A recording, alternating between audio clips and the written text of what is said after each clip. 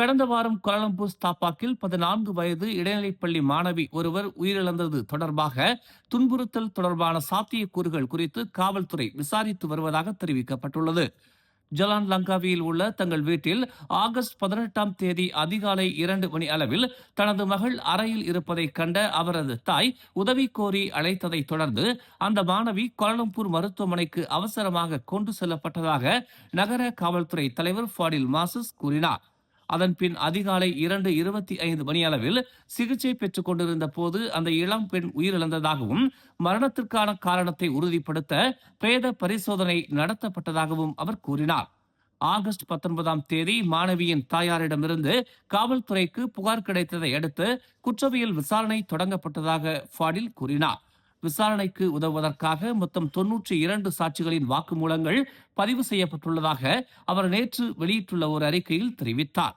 துன்புறுத்தல், மன உளைச்சல், பயம் அல்லது பீதியை ஏற்படுத்தும் நோக்கத்தில் அச்சுறுத்தும், தவறான அல்லது அவமதிக்கும் நடத்தைக்காக இந்த வழக்கு விசாரிக்கப்பட்டு வருகிறது. இந்த குற்றத்திற்கு அதிகபட்சமாக 3 ஆண்டுகள் சிறை, அபராதம் அல்லது இரண்டும் சேர்த்து தண்டனை விதிக்கப்படலாம்.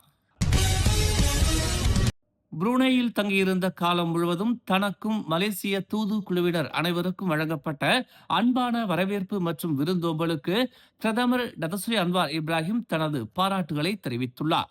மலேசியா மற்றும் புரூனேக்கு இடையிலான 27வது வருடாந்திர தலைவர்கள் கலந்தாய்வில் கலந்து கொள்வதற்காக அன்வார் 2 நாள் பயணம் மேற்கொண்டிருந்தார்.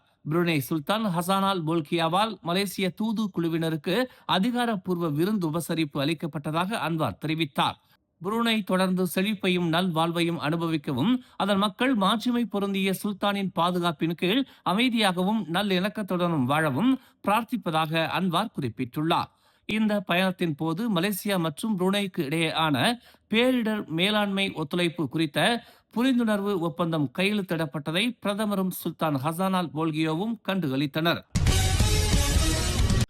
பரிகாத்தான் நேஷனலை விமர்சித்ததன் காரணமாக நெகரி செம்பிலான் மாநில தேர்தலுக்கான ஆயத்த பணிகள் குறித்த பேச்சுவார்த்தைகளில் இருந்து பரிகாத்தான் நேஷனலின் உறுப்பு கட்சியான பெர்சாத்து கட்சியை பாஸ் கட்சி விலக்கியதாக அக்கட்சியின் பொதுச் செயலாளர் தக்யுடின் ஹசான் தெரிவித்துள்ளார். பெர்சாத்து கட்சி தனது சொந்த சின்னத்தில் போட்டியிட எடுத்த முடிவு அக்கட்சி பேச்சுவார்த்தைகளில் சேர்க்கப்படாததற்கு மற்றொரு காரணம் என்று சங்கங்களின் பதிவிலாக்காவான ROS-இடம் கூறியதாக அவர் தெரிவித்தார். அவர்கள் பெரிகாத்தான் நேஷனலின் சின்னத்தை பயன்படுத்த விரும்பவில்லை என்றால் நாம் ஏன் அவர்களை மீண்டும் அழைக்க வேண்டும் என்று அவர் நேற்று இரவு நடைபெற்ற ஒரு நிகழ்வில் பேசுகையில் தெரிவித்தார். கட்சிக்கும் அதன் பரந்த அரசியல் ஒத்துழைப்புக்கும் எது சிறந்தது என்று நம்புகிறதோ அதன் அடிப்படையிலேயே பாஸ் கட்சி தொடர்ந்து முடிவுகளை எடுக்கும் என்று தக்யுடின் கூறினார். கடன்கள், உரிமங்கள் அல்லது அரசாங்க திட்டங்கள் தொடர்பாக உதவி நாடும் தொழில் முனைவோர் தேர்ந்தெடுக்கப்பட்ட பிரதிநிதிகளை அணுகுவதற்கு பதிலாக தங்களுக்கு அருகில் உள்ள தேசிய தகவல் பரப்புதல் மையமான நாடியை அணுக வேண்டும் என்று தொழில் முனைவோர் மேம்பாடு மற்றும் கூட்டுறவுத்துறை அமைச்சர் ஸ்டீவன் சிம் வலியுறுத்தியுள்ளார். நாடு முழுவதும் உள்ள 222 நாடி மையங்களில் தொடங்கப்பட்டுள்ள புதிய பிரைம் எனப்படும் சேவையானது தகவல் அல்லது உதவி நாடும் சிறு வணிகங்கள், வர்த்தகர்கள் மற்றும் நடைபாதை வியாபாரிகளுக்கு ஒரே இடத்தில் அனைத்து தேவைகளையும் பூர்த்தி செய்யும் மையமாக செயல்படும் என்று சிம் தெரிவித்தார். நீங்கள் வியாபாரம் செய்வதில் கவனம் செலுத்துங்கள். உங்களுக்கு ஏதேனும் கேள்விகள் இருந்தால் நாடிக்கு வந்து எங்கள் அதிகாரிகளிடம் கேளுங்கள் என்று அவர் நேற்று நடைபெற்ற பிரைம் சேவையின் தொடக்க விழாவில் கூறினார். சராவாக்கில் உள்ள பெத்தோங்கில் ஒரு முன்னாள் செம்பனை தோட்டத்திலும் 30 ஹெக்டேர் சதுப்பு நிலத்திலும் ஏற்பட்ட தீயை தீயணைப்பு வீரர்கள் அணைத்து வருகின்றனர். சம்பவ இடத்திற்கு செல்வதற்கான கடினமான மற்றும் குறுகலான பாதை, நீர் ஆதாரங்கள் இல்லாதது, திருப்தியற்ற வானொலி சேவை மற்றும் கைபேசி தொடர்பு ஆகியவை தீயணைப்பு பணிகளுக்கு தடையாக இருந்ததாக தீயணைப்பு மற்றும் மீட்புத்துறை தெரிவித்துள்ளது. நேற்று மாலை 5 மணி நிலவரப்படி தீ இன்னும் அணைக்கப்படவில்லை என்று போனியா போஸ்ட் செய்தி வெளியிட்டுள்ளது. இந்த காட்டு தீ கடந்த வியாழக்கிழமை மாலை முதலில் அறிவிக்கப்பட்டது. இருப்பினும் பாதிக்கப்பட்ட பகுதி பிரதான சாலையிலிருந்து தொலைவில் இருப்பது, நீர் ஆதாரங்கள் இல்லாதது மற்றும் மலைப்பாங்கான நிலப்பரப்பு ஆகியவற்றால் தீயணைப்பு பணிகள் தடைப்பட்டதாக அத்துறை தெரிவித்தது. நடப்பு சாம்பியன்களும் உலகின் நம்பர் 1 ஜோடியுமான தென்கொரியாவை வீழ்த்தி ஆரோன் சியா சோ உயிக் ஜோடி உலக சாம்பியன்ஷிப் இறுதிப் போட்டிக்கு இரண்டாவது முறையாக தகுதி பெற்று மலேசிய பேட்மிண்டன் வரலாற்றில் சாதனை படைத்துள்ளது. புதுடெல்லியில் உள்ள இந்திரா காந்தி உள்ளரங்க மைதானத்தில் 43 நிமிடங்கள் நடைபெற்ற போட்டியில் ஆரோன் உயிக் ஜோடி தென்கொரியாவின் கிம் ஓன் ஹோ சியோ செவுங் ஜே ஜோடியை 21-17, 21-18 என்ற புள்ளி கணக்கில் வீழ்த்தியது.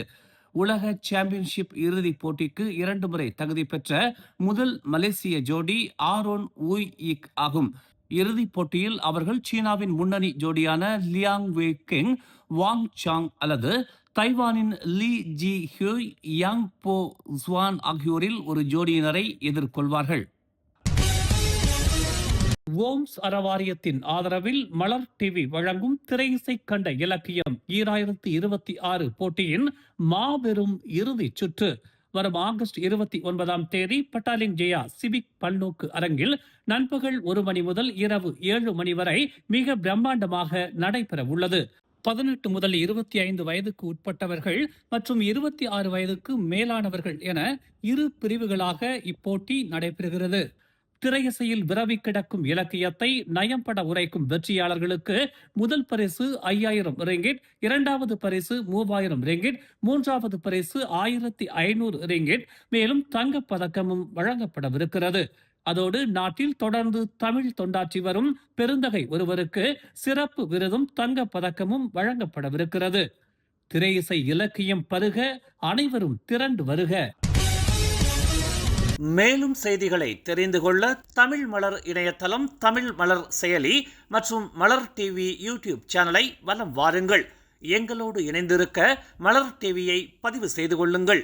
உறவுகள் மகிழ்ந்திட விருப்பம் மற்றும் பகிர்வு சேவையை சொடுக்கிடுங்கள்.